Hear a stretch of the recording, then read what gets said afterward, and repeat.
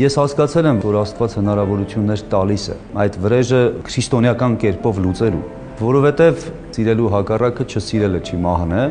Հիմա նույնը, երբ սպանում են, նպատակը չապրեցնելն է։ Եվ երբ դու ապրում ես, հենց Աստծո գրային հայտնի բան կա, ասում է արդարն իր ապրելով տեղում կարծես հանդիմանությունը մեղավորին։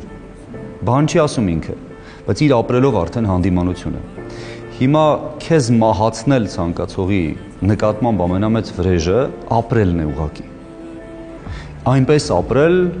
որին ինքը մղձավանջում անգամ չէր ուզենար տեսնել, որ դու միևնույն է ծաղկել ես եւ ապրում ես։